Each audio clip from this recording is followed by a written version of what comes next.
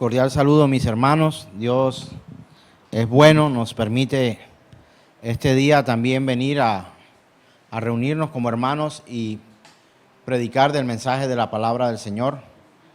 Su misericordia ha sido grande en todos los tiempos de la historia y hemos tenido su gracia para vivir de acuerdo a su perfecta, buena y agradable voluntad.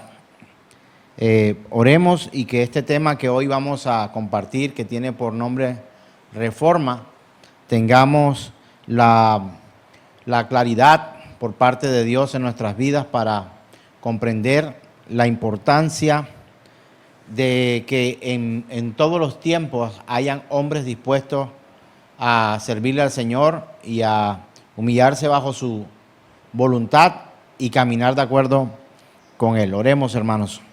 Padre, te damos gracias por tu misericordia, por tu amor expresado a través de la persona de Cristo Jesús cuando lo enviaste a esta tierra para que fuera el sacrificio que satisfaciera, Señor, la ira a la cual éramos nosotros merecedores a causa de nuestro pecado. Te suplico, mi Rey poderoso, a través de la iluminación del Espíritu Santo en nuestras vidas, tu palabra que ha sido revelada, Señor, puede entrar en nuestra mente y en nuestro corazón. Que aprendamos conforme a tu voluntad y vivamos de acuerdo a tu misericordia y decimos amén. Hablar de reforma para algunos de nosotros es hablar de cierta libertad en cuanto a nuestra vida espiritual. Hablar de reforma es como si hubiese ocurrido una constitución nueva para algunos de los que eran presos, algunos de los que eran reos a causa de una doctrina equivocada, a causa de hombres que tomaron para sí la palabra del Señor y empezaron a vivir conforme a sus propias voluntades y de acuerdo a sus propios pecados trataron de instruir al pueblo conforme a sus propias concupiscencias para sus bienes personales. Hablar de reforma es incómodo para algunos. Hablar de reforma es alegría para otros. Creo que para nosotros hablar de reforma es hablar de la gracia de Dios revelada al hombre y que pudiéramos nosotros conocer su palabra gracias a su buena voluntad. Quiero aclarar que antes de que en 1517 Martín Lutero hubiera clavado las 95 tesis en una iglesia en Wittenberg, Alemania, hubo hombres que antecedieron esta, por lo que podríamos llamar la prerreforma. Quizá no son tan mencionados como Lutero y Calvino, pero hay que tener en cuenta que no solamente Lutero y Calvino y todos aquellos que fueron guiados en aquel tiempo tuvieron esta claridad acerca de la revelación de la palabra del Señor.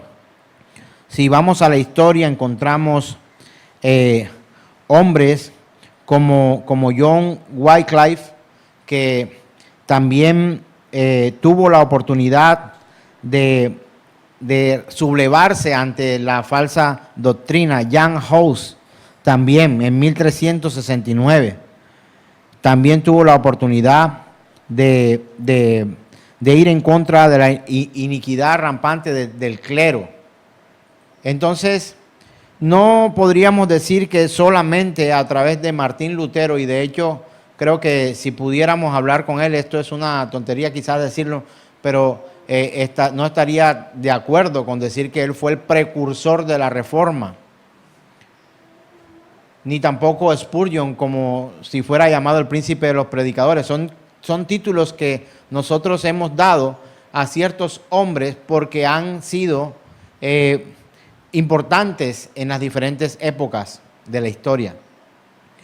Y si nos vamos a lo que la Escritura dice, podríamos mirar claramente que la reforma no fue creada por el hombre, sino que Dios en su infinita misericordia siempre buscó la forma de que el hombre fuera no reformado como denominación, sino que transformado su corazón pecador en santidad, en buscar a Dios con temor, en entender la palabra tal y como Dios la había hablado.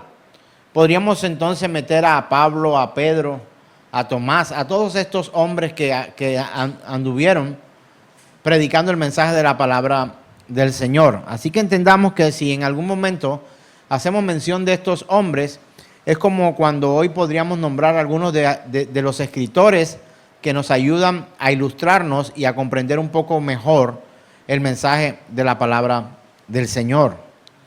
No podría yo colocarme en esta lista, por supuesto, porque regularmente lo que tratamos de hacer es de replicar la enseñanza que Dios ha entregado y que nosotros pudiéramos aprender lo básico, pero que a veces no es tan sencillo para algunos de nosotros. Y que nos apoyamos en hombres que han escrito libros que realmente han traído claridad a muchos de nosotros. Así que la Reforma, aunque en aquel tiempo, en 1517, Dios usó un hombre para el inicio de un nuevo movimiento que abriría las puertas del conocimiento y del entendimiento, y que a raíz de allí se abrieran otras oportunidades, incluso posteriormente poder traducir la iglesia del lenguaje en que se encontraba a un idioma distinto para que otros pudieran también conocer la verdad. Si la educación estaba limitada de alguna manera, no todos hablaban el idioma latín, lo que había era la Vulgata latina, y aquellos, incluso sus sermones, muchos los expresaban en un idioma que la gente no conocía, pero estaban obligados aquellos a creer en lo que aquel predicaba en un lenguaje que incluso le era completamente distinto a su lengua natal. No podían comprender muchas cosas. No podían tener una Biblia en sus manos.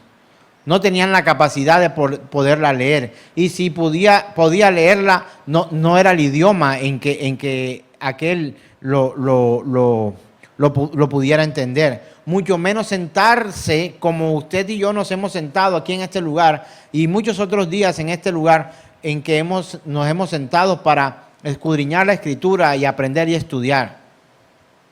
Hay que tener en cuenta que Dios para cada época coloca hombres que lleven la antorcha sin dejarla apagar. Y no porque Dios sea un necesitado del hombre, sino porque el hombre es necesitado de Dios, y Dios, el Señor, Dios Todopoderoso, conoce la realidad de las necesidades de los hombres. Por ello envió a Jesús a morir por nuestros pecados. Este año celebramos 507 años de la Reforma, una reforma que trajo claridad para muchos en aquella época, y aún hoy seguimos recibiendo esa instrucción por parte del Señor.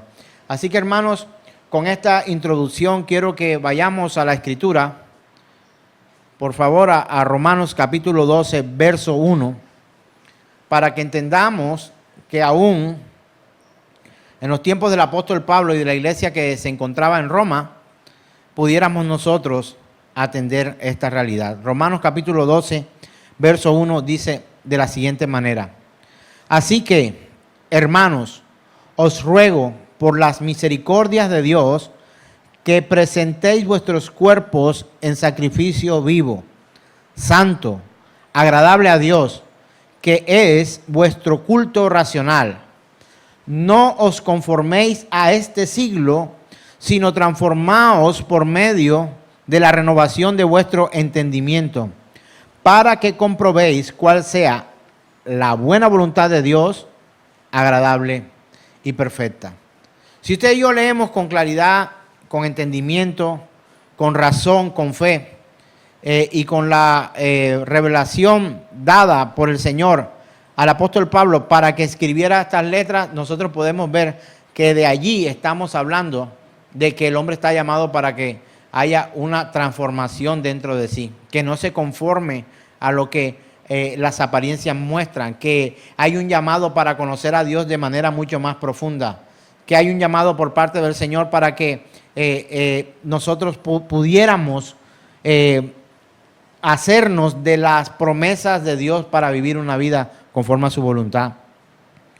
Y encontramos un apóstol rogando, diciendo: ruego por las misericordias de Dios que presentéis vuestros cuerpos en sacrificio vivo, santo, agradable a Dios, que es vuestro culto racional. Y dice en el verso 2, no os conforméis a este siglo. ¿Y de qué siglo estaban hablando en aquel tiempo? ¿De qué siglo era cuando el apóstol Pablo estaba mencionando esta palabra? ¿Podría usted decirme? El siglo I, el primer siglo. La iglesia estaba, por decirlo de alguna manera, en pañales. Era la iglesia naciente. Era la iglesia que apenas nacía. Y ya se estaba hablando de que era necesario una renovación del entendimiento. Una renovación del entendimiento no porque se necesitara una nueva denominación. Una renovación de la manera de vivir, no porque se había estado viviendo de la manera correcta. No.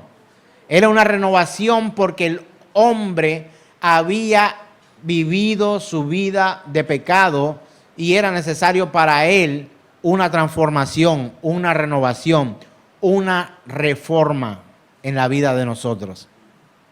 Hablar de reforma o hablar de reformados regularmente nos lleva a nosotros a pensar o a centrarnos en un tipo de doctrina y en un tipo de vida o ser como identificados de acuerdo a una denominación. Y el mundo ha declarado el mes de octubre, y de hecho el 31 de octubre como el día de ¿qué? El día de las brujas. Eso ha dicho el mundo. Pero nosotros celebramos el día de la Biblia. Y obviamente el día de la Biblia debería ser todos los días. Escudriñarás, meditarás, reflexionarás en ella y todo te saldrá bien. Es la instrucción por parte del Señor. Todos los días meditarás en ella, de día y de noche. Aún en los sueños. No sé si usted alguna vez ha soñado y parte de su sueño contiene aún la palabra. Es algo muy personal, por supuesto, y no podemos hacer doctrinas de nuestros sueños, pero he tenido sueños en los que he usado la Escritura. No sé si a usted le ha pasado. La palabra de Dios aún en nuestros sueños. Esa que transforma, esa que golpea, esa que confronta, esa que nos trata de abrir los ojos antes de que vivamos una vida de pecado que trae consecuencias para nosotros. Por la desobediencia, por el irrespeto, por darle la espalda al Señor. Esto siempre traerá consecuencias a nosotros. Así que, mis queridos hermanos, este próximo 31 de octubre se cumplen 507 años del evento que dio inicio a la Reforma Protestante. Ahora sí estoy hablando de un movimiento. Un movimiento. En el año 1517, un monje agustino llamado Martín Lutero clavó en la puerta de una iglesia en Wittenberg, Alemania, 95 tesis en contra de la falsa doctrina del clero del momento, invitando a que se corrigieran estos errores de una manera pública. Y no sé si usted sabe qué tipo de errores eran, no sé si recuerda alguno de los errores que eran colocados sobre la doctrina para enseñarla a unos a otros. ¿Alguna vez escuchó el término indulgencia? Las indulgencias eran vendidas como hablando acerca de lo que sería el cielo, como si estuvieran vendiendo entradas para entrar a un concierto o para entrar a un evento. Aquellos hombres tenían la potestad, según ellos, de negociar con entradas y salidas del cielo, del purgatorio y del infierno. Les pregunto, ¿usted cree esto hoy? Y si usted no cree esto hoy, es gracias a que un día alguien fue usado por Dios y confrontó esta mentira. Hermanos, se los digo de corazón. Si usted no lo hace, otro lo hará. Pero cuando nosotros no lo hacemos, no tenemos la capacidad de abarcar a las personas que están alrededor de nosotros. Mire, si usted no le predica a sus hijos, si usted no es responsable del sacerdocio en el sentido como hombre de su hogar y de su familia, el padre de casa, de familia, de sustentar y llevar a su familia de acuerdo al principio de la palabra de Dios, eso no es culpa de nosotros los predicadores, eso es responsabilidad de usted. O sea, usted no puede culparme a mí por no enseñarle, tendría que culparse usted tanto por no querer aprender. Y en cada época se levanta un reformador, por decirlo de alguna manera. En cada época y en cada sociedad encontraremos que Dios ha vertido su gracia sobre aquellos lugares para que por lo menos uno hable las verdades de Cristo. Hermano, usted no lo tenga por duda. Y usted no me diga a mí, alguien le ha hablado a usted claramente del Señor. No le estoy diciendo que sea yo, quizás otra persona. Pero alguien pondrá a Dios en su camino para recordarle una y otra vez las verdades de Cristo y las verdades que están aquí en la palabra de Dios. Él proveerá para usted una instrucción conforme a su gracia y su buena voluntad. Así que, hermanos, entender esta realidad. Hubo un impacto en toda la Europa del siglo XVI que traspasó fronteras, que traspasó el clero, traspasó los, digamos, entre comillas, principios que guiaban la vida de un creyente. Hubo una ruptura.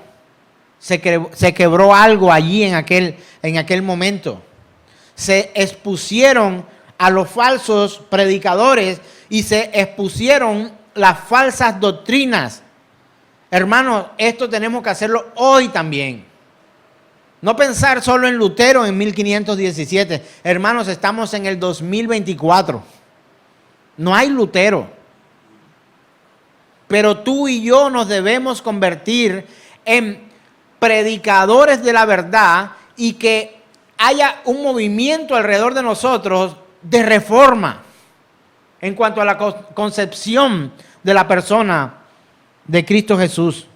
Se ha enseñado horrendas cosas acerca de Dios, otras muy románticas y por supuesto todas ellas muy falsas, más que falsas, completamente blasfemas en contra de la verdad de Dios. La reforma marcó un hito en la historia y sentó las bases para el pensamiento moderno. Y la Iglesia Católica Romana sufre una división en su interior. ¿Por qué? Porque había experimentado una deformación de la verdad del Señor. O sea, se había tomado la verdad del Señor expresada en la Escritura. ¿Usted se imagina que nosotros no pudiéramos hoy conocer la verdad de la palabra? ¿Usted se imagina que yo viniera aquí a predicarle sencillamente con un libro que solo tengo yo y en un idioma que solo hablo yo, y que usted tendría que creer todo lo que yo le digo y sin ningún tipo de comprobación? Dígame usted cómo se sentiría. ¿Cómo usted se sentiría? ¿Creería usted con total claridad lo que alguien, un humano pecador como usted, le pudiera llegar a predicar? No tendría opciones. O lo crees o te apartas de lo que crees, de tu fe en el Señor. Y creerías todo lo que se te dijera. Pero gracias a Dios, gracias a su misericordia, y quiero que usted tenga en claro esto: el reformador no fue Lutero. Lutero fue un siervo útil en la reforma que Dios quería traer y quiso traer a los hombres en cuanto a la doctrina del Señor. Entonces, los historiadores lo miraron como en el campo marxista, imagínense, la parte comunista, esto fue el producto de algunos factores económicos, políticos y sociales. Por supuesto que no va a hablar de moralidad, porque esta doctrina también viene desde hace mucho tiempo. Para los reformadores fue entonces un retorno a la doctrina verdadera de Dios predicada por los santos hombres de Dios que fueron inspirados por Dios para escribir las Sagradas Escrituras. O sea, hubo una suspensión de la mano humana, de la voz humana, para empezar a transmitir lo que la mano de Dios quiere y lo que la voz de Dios dice. ¿Me estoy haciendo entender? Espero que sí. Fue un golpe a la tradición, fue un golpe al humanismo, fue un golpe a la religión, fue un golpe a los oscuros momentos de la Edad Media. Terrible. Así que hay que tener en cuenta que el catolicismo medieval hizo trizas las verdades de Dios y que posteriormente se conocerían las verdades a través de la revelación ya dada por Dios y ahora del estudio claro de la palabra ante los hombres. Cuando una persona se confesaba ante un sacerdote, este le imponía varias penitencias. No sé si usted todavía escucha personas que tienen penitencias para que sus pecados sean perdonados. Creo que muchas de esas cosas aún continúan hoy. No, que yo cometí este pecado. Bueno, tienes que hacer esto y tienes que hacer esto. ¿Para qué? Para que es la penitencia que te impongo por esto. Y si cometí este pecado que es más grave, entonces ya no son 10, son 20. Entonces vas a repetir estas oraciones y van a ser así. Yo le pregunto, hermano, ¿enseña esto la Escritura? Ahora pregunto, ¿vivimos esto hoy en día? ¿Lo vivimos? Penitencias para salir de pecados. Instrucciones humanas con estrategias humanas para salir del pecado. Alguien que conoce la Escritura, yo creo que tendría la respuesta para alguien que está viviendo una vida de pecado. ¿Qué necesita un pecador? Dígalo duro, por favor. Arrepentimiento. ¿Y qué necesita alguien para ser salvo? ¿Qué necesita? ¿Creer en quién? En Cristo Jesús. Le pregunto, ¿necesita penitencias? ¿Tiene que hacer otras cosas para alcanzar salvación? La Escritura dice que no. Creer que Jesús, el Hijo unigénito de Dios, ha pagado por nuestros pecados. Hermano, creer en Cristo es creer en las verdades de la palabra. Cuando el Señor Jesús predica su primer sermón, Él dijo dos cosas claves. Dijo, arrepiéntanse. Y luego dijo, crean en el Evangelio. Arrepentimiento y fe. Arrepentimiento y fe. ¿Quién salva? Cristo Jesús. ¿Tienes que hacer algo adicional para ser salvo? La Escritura dice que no. Debes creer en Cristo Jesús y debes arrepentirte de tus pecados. No hay otra cosa que te lleve al cielo. No hay otra forma de poder ir allá. ¿Cree usted que podemos sacar a alguien del infierno para pasarlo al cielo haciendo cosas en esta tierra? Espero que no. Y si la respuesta tuya ha sido sí, nada podemos hacer por los que han muerto para sacarlos de la condenación eterna. Si el dictamen, el decreto de Dios, la sentencia que Dios ha proferido ha sido culpable. Por eso hoy necesitamos hombres, mujeres, jóvenes que lleven el mensaje donde quiera que vayan, conforme a la Escritura. Pero esto no hubiese sido posible si nosotros no hubiéramos encontrado a la fecha de hoy una Biblia redactada, disponible para predicar la verdad de Dios. Y esto lo debemos a que en ese momento Dios levantó a alguien para que hoy pudiéramos tener lo que tenemos. Fue una época oscura. Se le llamó oscurantismo. Todo era un misterio. Todo era un misterio. La voz de un hombre era la voz de Dios. Lo que aquel hombre mandaba tenía que hacerse. Les pregunto, ¿vemos eso hoy, sí o no?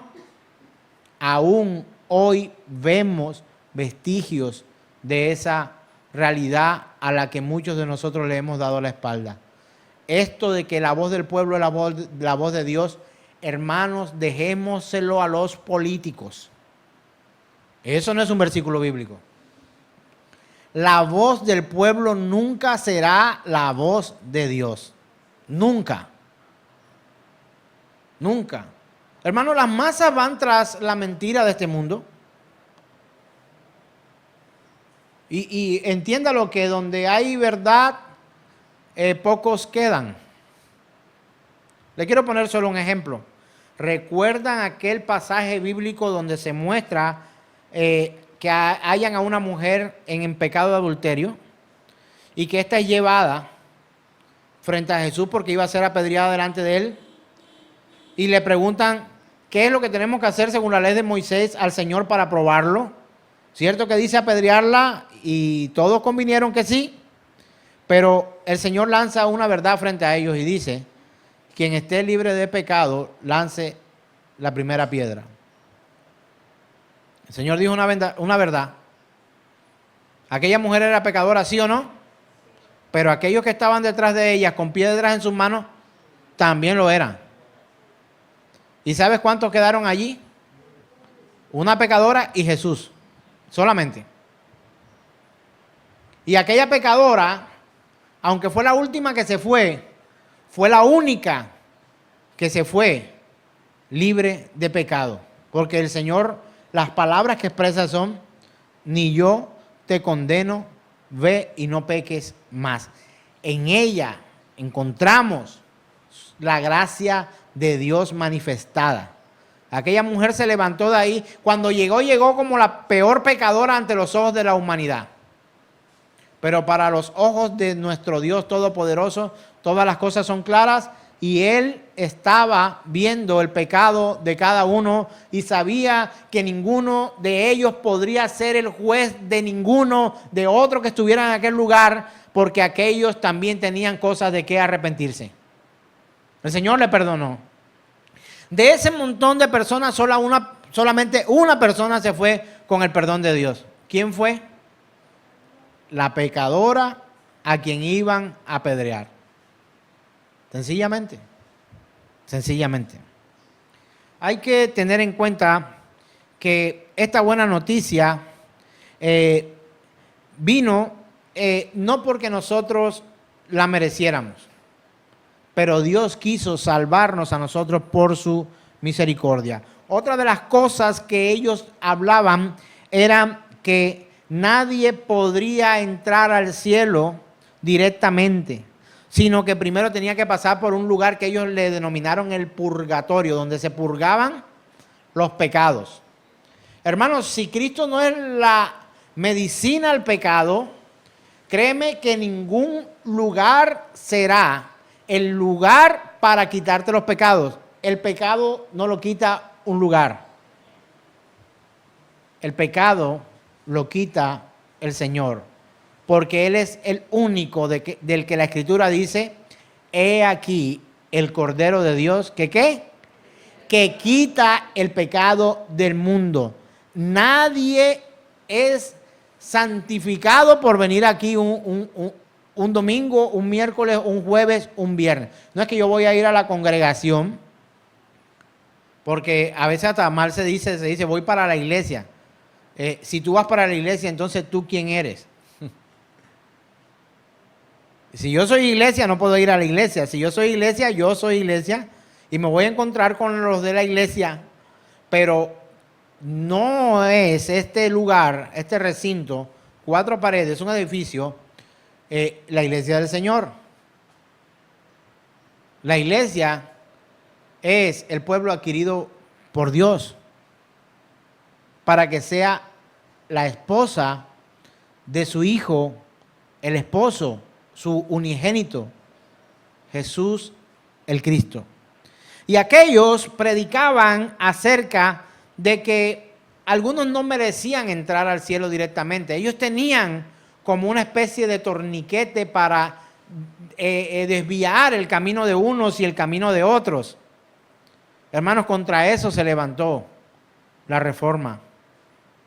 Hubo reforma cuando se dijo, no es posible que sean los hombres los que direccionen el lugar de salvación o de perdición.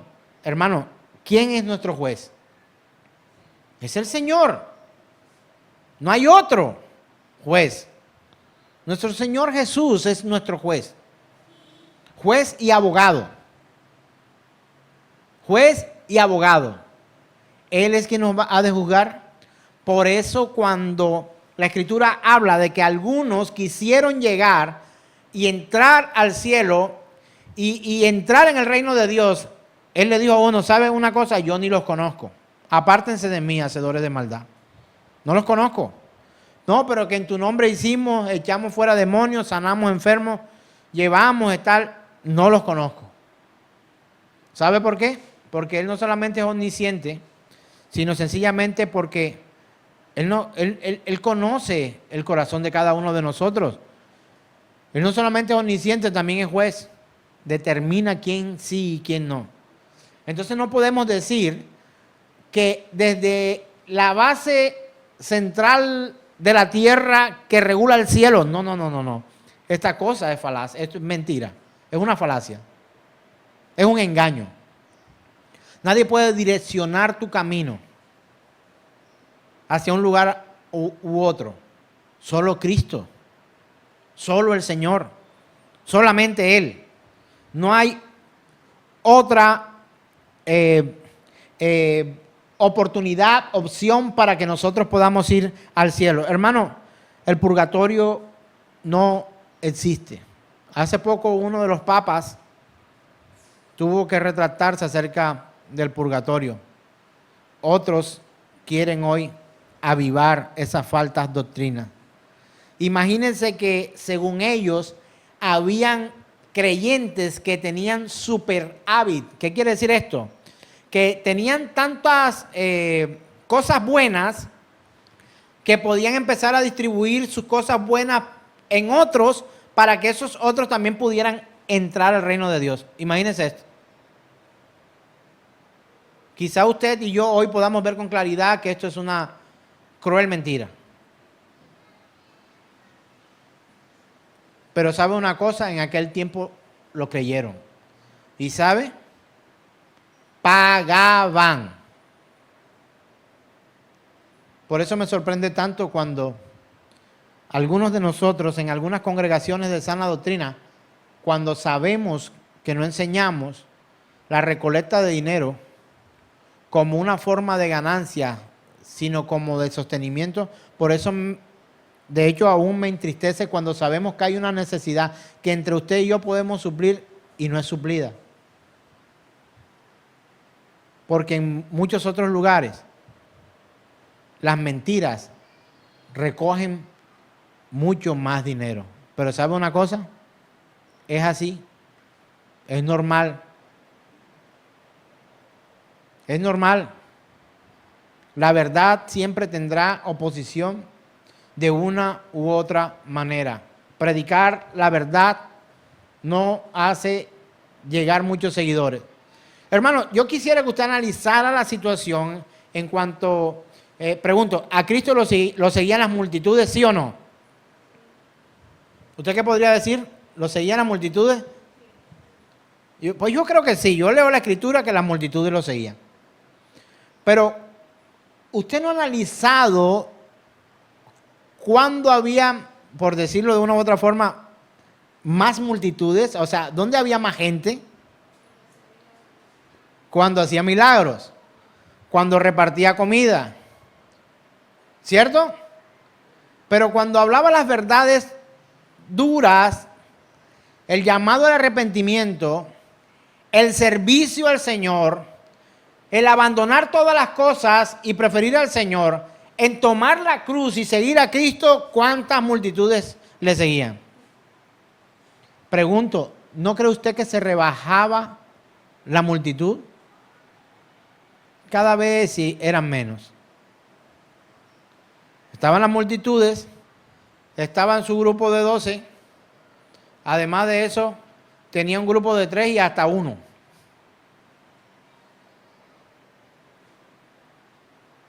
Hubo un momento en la historia en que cuando los discípulos oyeron las verdades del Señor, llegaron a desanimarse, ellos se llegaron a desanimarse.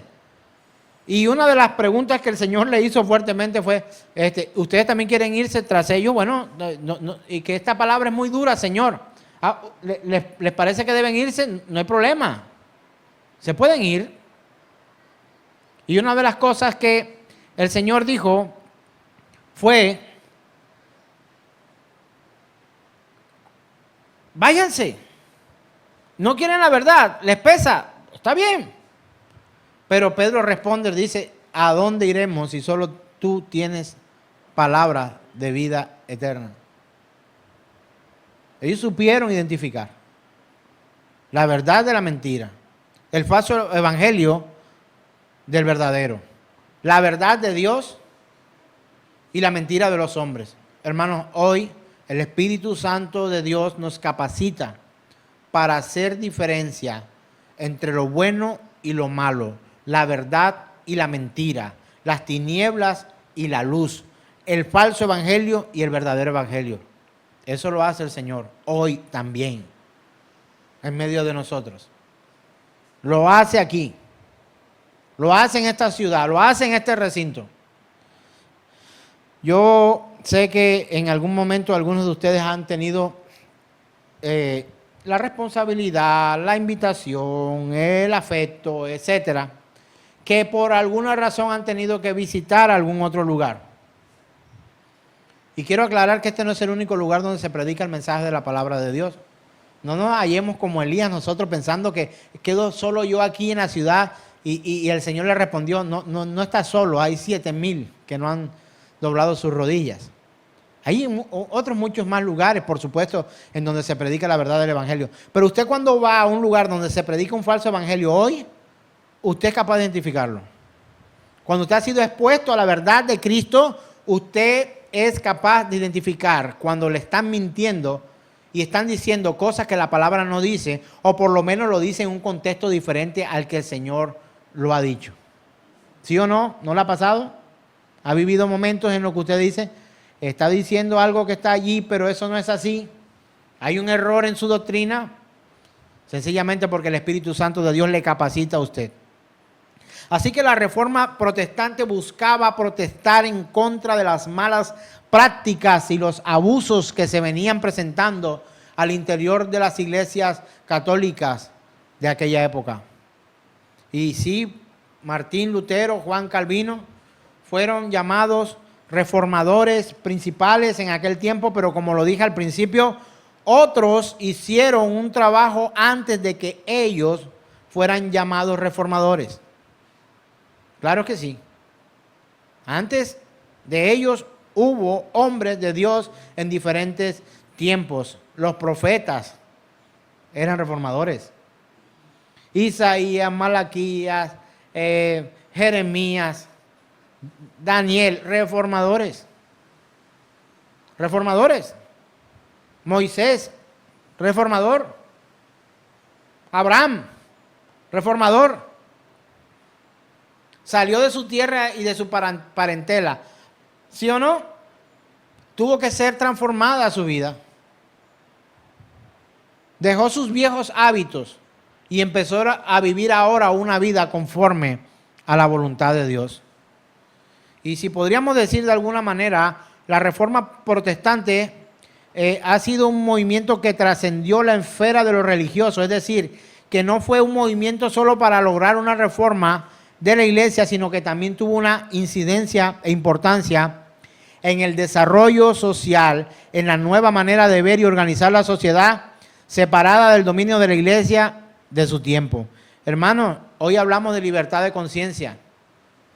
¿Sabe cuáles fueron las primeras universidades? Creyentes. Así que los principios de la Reforma Protestante encontramos libertad de conciencia, autonomía de pensar, de defender sus ideales independientemente de su raza, sexo o religión. Así que, mis hermanos, la defensa de los derechos humanos también tiene un fundamento en la Reforma. Hoy hablamos de derechos humanos más que en todos los otros tiempos. Y esos fundamentos, muchos de esos fundamentos están basados gracias a que hubo un momento en que se permitió lo que hoy también conocemos como el pensamiento crítico. Usted se imagina que yo le diga algo aquí y usted no tiene la oportunidad de decirme, yo no creo eso, explíquemelo, dígalo de otra forma, no lo puedo entender o no se lo puedo aceptar. Que usted no tuviera el derecho de tener ese pensamiento crítico, de estar o no estar de acuerdo. Qué terrible sería esto. Así que a partir de ese movimiento se logró que la Iglesia Católica realizara una reforma dentro de sus prácticas internas. Se vieron presionados para tener que dejar de practicar cosas que todos se enteraron que eran mentiras. Luego de esto, ¿qué se alcanzó también? Se tradujo la Biblia permitiendo de esta manera que más personas pudieran leer y estudiar las Santas Escrituras. ¿Qué también ocurrió a partir de la Reforma? Este movimiento también consiguió que diversos grupos religiosos pudieran inaugurar instituciones educativas y entre los protestantes la misión fue educar para la construcción de la paz. Así que, mis hermanos, nosotros debemos buscar la forma de estudiar también la historia para conocer por qué hoy de una u otra forma la podemos llegar a tener aquí, por lo menos en Colombia y en esta ciudad tan fácil para poder congregarnos. Por supuesto que hay otros lugares en África, en el Medio Oriente, en el Alto y Bajo Oriente, donde es imposible predicar el Evangelio de la forma en que lo hacemos aquí. Ya tuviéramos la policía aquí fuera buscándome. Y por supuesto que aquí también en Colombia y también en nuestra ciudad nos vemos enfrentados muchas veces a persecuciones. Sí, lo vivimos. La exclusión. Y yo le doy gracias a Dios porque a veces en medio de la exclusión también veo su misericordia y su mano de protección sobre mi vida y sobre la congregación en la que hoy podemos compartir. Así que entender esto, no fue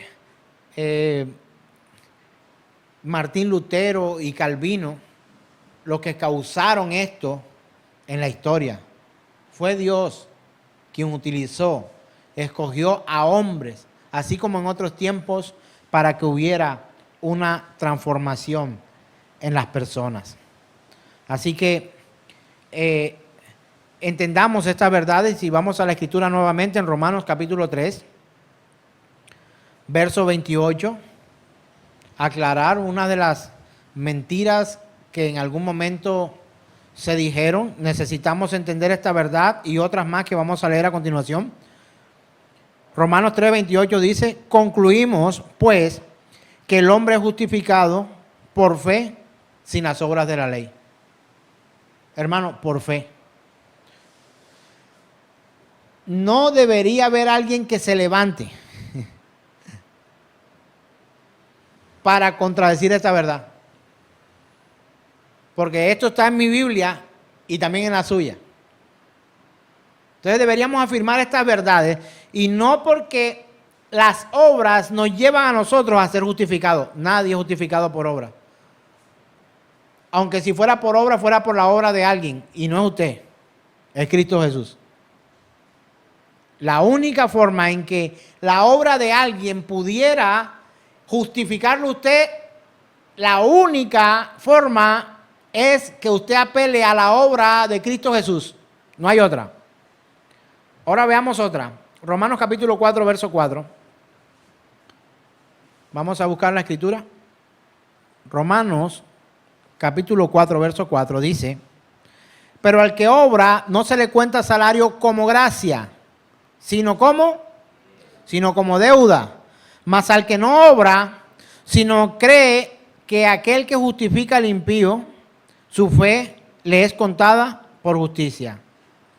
Hermano, por fe somos justificados, no por obras. O sea, usted no puede pretender que por hacer algo aquí en esta tierra, incluso con los muertos, ni con los vivos, ni con ninguno, usted pueda alcanzar justificación. Ni la suya, ni la de otro menos. Romanos capítulo 5, verso 1, habla de la justificación también. Justificados, pues, por la fe, tenemos paz para con Dios. ¿Por medio de quién? De nuestro Señor Jesucristo. Pastor, lo que pasa es que mi padre murió y yo creo que él no se arrepintió. ¿Qué podemos hacer nosotros para sacar a mi padre del infierno y llevárnoslo para el cielo? Hermano, yo le hago esa pregunta a usted. ¿Qué podríamos hacer nosotros para sacar a alguien del infierno y llevarlo al cielo?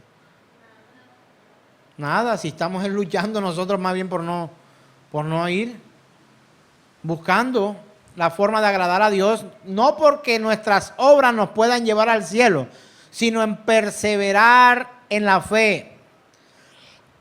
Y este es un término que usted debería relacionarse mucho y tenerlo en cuenta. La perseverancia de los santos. Así como su salvación ha sido dada por gracia, la perseverancia de los santos también se da por gracia. O sea, tú no puedes comenzar creyendo que eres salvo por gracia, pero para mantenerte en tu salvación, tú tengas que hacer cosas para mantenerte en ella. Usted, por supuesto que ha sido creado para buenas obras. No te estoy diciendo que puedes vivir tu vida como quieres. Pero tu perseverancia en la obra del Señor es obra del Señor mismo. ¿Vamos a entender? Entonces, porque por gracia sois salvos por medio de la fe, y esto no de vosotros, pues es don de Dios, no por obra para que nadie se gloríe. Entonces lo que se necesitaba con urgencia no era creer que pudiéramos o podían aquellos poner a unos aquí y otros allá, y otros con el superávit de obras buenas, pasar a uno para un lado y a otros para otro. No es posible. No es posible. Y entender que el movimiento reformador tampoco buscaba crear una nueva religión, sino más bien que se volviera a la Escritura. Obviamente, posterior a esto, encontramos unos avances que hoy podemos definir de una manera mucho más fácil. Si yo le hablara hoy de las 5 solas, usted pudiera quizás de pronto mencionarlo. Algunos otros quizás de pronto no. Las 5 solas, ¿eso qué es? No es que un día se hizo una y al día siguiente la otra y la otra y la otra y la otra. Pero hermanos, se dio que se tomaron unas determinaciones posteriormente para poder comprender estas verdades de Dios y resumirlas en algunas de ellas. Esas verdades, hablar de estas verdades, golpea a muchos hoy, a muchos que se hacen llamar creyentes o que pudieran llegar a ser creyentes. ¿Usted solamente predica la Biblia, pastor? Bueno, hoy no estoy predicando solo la Biblia. Hoy estamos hablando también de historia. Pero solo Biblia allá en la congregación, no hay un sueñito por ahí mencionado, una experiencia personal. No hay día de testimonio, no hay día de... Hermanos, si nos reunimos aquí es en pro de conocer al Señor cada día más a través de la Escritura. Entonces, esas 5 solas, no sé si usted las recuerda. A ver, recuérdeme una. El fundamento de todo, sola Escritura. Solo la Escritura. Otra más. Salvación solo por Cristo. Otra más. Solo por gracia, no por obra para que nadie se gloríe. Por gracia. Entonces tenemos sola Escritura, solo Cristo, solo gracia, sola fide, sola fe, solo por la fe. Y por último, ¿sola qué? Solo la gloria al Dios Todopoderoso sea dada. Hermano, ¿sabe qué hace esto? Excluye al hombre de toda capacidad para meter o sacar del infierno o del cielo a alguien. Solo la Escritura, solo la fe, solo Cristo, solo, ¿qué más? Solo la gracia y solo la gloria al Señor. No que la gloria sea dado al monje, no, al cura, no, al pastor, no, solo a Cristo, solo a Dios, solo a Él la gloria, la honra y la alabanza hoy y todos los días de la vida. Así que mis hermanos, esto es bueno estudiarlo, entenderlo, conocerlo. ¿Sabe qué va a pasar este fin de semana próximo? Quizá a usted ya le haya llegado la invitación a alguna fiesta de disfraces. O de pronto está diciendo, me voy a perder esta vez la fiesta de disfraces de tal lugar. Quiero decirte algo. Puede ser más bien que no nos perdamos o que no se pierda. Y yo sé que al que el Señor ha llamado para salvación, no lo va a dejar. Ninguno se va a perder. Todos, absolutamente todos, estarán guardados en la mano de Dios. Pero usted y yo necesitamos entender y saber que debemos ser cuidadosos. Usted no puede participar de las obras infructuosas de las tinieblas. No sometas a tus hijos. Hermano, hermana. Hablo a los hermanos y a las hermanas. A los otros, no. O si escuchan, escuchen. Si te da la gana, disfraza a tu hijo todos los días del año. Pero el 31 de octubre no tomes a tus hijos para celebrar algo que no glorifica al Señor. Los cristianos no celebramos Halloween. Celebramos la gloria, la misericordia, la gracia y la vida eterna que nuestro Señor Redentor nos ha entregado. ¿Sí o no? Aquí todavía se dice amén. Decimos así sea. Y para terminar quiero hacer un par de preguntas. Solo un par de preguntas a usted que está en este lugar y a usted que nos escucha a través de este mensaje. ¿Considera usted que hoy se necesita otra reforma para la iglesia de Cristo?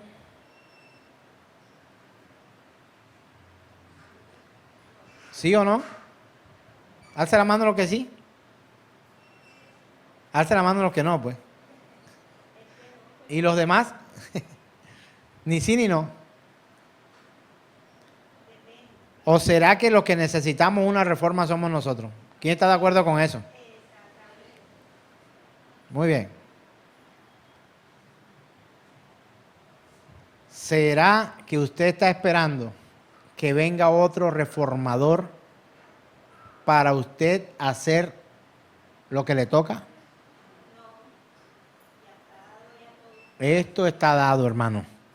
Así que, mis hermanos, voy a hacerles unas anotaciones que están en la Escritura para que usted no pretenda cambiar la verdad de Dios y que usted no procure. Hermano, la Biblia no va a cambiar por mucho que usted patalee y se queje. El pecado es el pecado y Dios lo ha definido y está en la Escritura y la enseñanza está allí. Vamos a la Escritura, Gálatas capítulo 1, verso 6. Así que no piense usted que usted va a adaptar la Biblia a su vida. Gálatas 1:6 dice de la siguiente manera. Mira el apóstol Pablo hablando de los Gálatas. ¿Sabe por qué? Porque los creyentes quisieron cambiar su manera de vivir. El apóstol Pablo le dice a los Gálatas. Dice, estoy maravillado de que tan pronto os hayáis alejado del que os llamó por la gracia de Cristo para seguir un evangelio diferente. O sea, el evangelio que no es de Cristo, otro. No que haya otro evangelio, ojo, sino que hay algunos que os perturban y quieren pervertir el evangelio de Cristo. Mas si aún nosotros o un ángel del cielo os anunciare otro evangelio diferente del que os hemos anunciado, sea anatema, sea maldito. Hermano, tú, aunque quieras ponerle romanticismo a las cosas, no vas a cambiar la verdad que ha sido revelada. Ya la revelación fue dada. Hoy usted y yo lo que necesitamos es aceptarla y ponerla por obra. Es que, pastores, que yo leo la Biblia y es muy difícil de entenderla. Quizá no sea difícil de entenderla. Quizá sea difícil de aceptarla, de sujetarse. Pero la Biblia es clara. Gálatas capítulo 3, verso 1, más adelante otra vez el apóstol Pablo les exhorta de esta manera, diciéndole: oh Gálatas insensatos, ¿quién os fascinó para no obedecer la verdad? A vosotros, ante cuyos ojos Jesucristo fue ya presentado claramente entre vosotros como crucificado. Pregunto, ¿a ustedes le han enseñado a Cristo hoy como crucificado y salvador de nuestra vida? ¿Por qué te vas a apartar de esta verdad? Está diciendo el apóstol Pablo. El verso 2 dice: esto solo quiero saber de vosotros. ¿Recibisteis el Espíritu por las obras de la ley o por el oír con fe? Yo le pregunto también a ustedes. ¿Por obras o por el oír con fe? Oír con fe. Tan necios sois, habiendo comenzado por el Espíritu, ahora vais a acabar por la carne. Tantas cosas habéis padecido en vano, si es que realmente fue en vano. Aquel que, pues, os suministra el Espíritu y hace maravillas entre vosotros, ¿lo hace por las obras de la ley o por el oír con fe? Hermano, por el oír con fe. Creo firmemente que es la palabra de Dios la que puede aclarar toda duda en nosotros. Hermano, ¿usted quiere saber qué es pecado? Consulte la Escritura. Y segunda carta de Pedro, capítulo 1, verso 19, dice la palabra del Señor. Esta es una de las citas bíblicas que más me gusta, pero la que muchos más odian. Dice: tenemos también la palabra profética más segura. Esto hace temblar al que sea. Tenemos la palabra profética más segura. No la tiene el pastor, no la tiene el apóstol, ese que pseudoapóstol, o ese autodenominado, o este nuevo con nuevas revelaciones. No. Tenemos también la palabra profética más segura, a la cual hacéis bien en estar atento como a una antorcha que alumbra en lugar oscuro, hasta que el día esclarezca y el lucero de la mañana salga en vuestros corazones. Entendiendo primero esto, que ninguna profecía ¿de qué? De la Escritura es de interpretación privada, porque nunca la profecía fue traída por voluntad humana, sino que los santos hombres de Dios hablaron siendo inspirados por el Espíritu Santo Amén. Hermanos, para aquellos que andan persiguiendo profetas y buscando que le digan cositas, si usted quiere buscar la profecía que viene del Señor, está en la Escritura, su santa palabra, su santa voz y la voz de Dios que viene a nuestras vidas, trae a nosotros la convicción, la fe y el arrepentimiento para que vivamos conforme a su voluntad y no conforme a nuestras propias pasiones. Hermanos, si en la antigüedad, si hoy y si en mañana nosotros nos alejáramos de la palabra de Dios, viviríamos en una completa falacia y lo que enseñamos es historietas de viejas y fábulas, como el apóstol Pablo dice. Pero la palabra del Señor, así como el Señor mismo, y dice la Escritura en Hebreos, Jesucristo es el mismo de ayer, de hoy y por los siglos. Él no cambia. Él no cambia ni quién es, ni sus promesas, ni la forma en que Él proporcionó para que nosotros fuéramos salvos. Así que, mis hermanos, ¿necesitamos ser reformados? La respuesta es sí. Y hoy necesitamos seguir conociendo de su palabra para que vivamos conforme a su voluntad y no conforme a las historietas de este mundo. Te invito a que te coloques en pie. Quizá hoy ha sido uno de los mensajes que contiene parte de la historia que es necesaria que como hermanos entendamos. De pronto el día de hoy no vamos a tener como que, pastor, me siento de pronto, no sé, algunos hermanos me dicen, no, y que hoy me tocó la palabra, y la semana anterior no te tocó. La palabra siempre toca, hermanos. La palabra de Dios siempre viene a transformar. La palabra de Dios siempre va a traer a nosotros su justicia, su verdad, la restauración. La palabra de Dios siempre va a reformar a aquellos que han sido deformados por las doctrinas de los hombres. Así que yo le doy gracias a Dios. ¿Cómo? Necesitamos entender que su palabra es nuestro sustento. Necesitamos comprender que Él, su verdad, su propósito, se ha de cumplir en nosotros. Hermano, ¿usted duda de las promesas de Dios? Si dudamos de las promesas de Dios, no tenemos esperanza. Pero si usted y yo decimos que no dudamos de la promesa de Dios, ¿por qué nos desesperamos tanto? Así que, hermanos, este mes se celebra el mes de la Biblia, el mes de la Reforma. 507 años en los que las verdades fueron expuestas a hombres que tenían poder aparentemente sobre otros, pero el poder de Dios se sobrepone sobre cualquier poderío humano en esta tierra y en cualquier parte del universo, y decimos, gloria a Dios, aleluya, amén.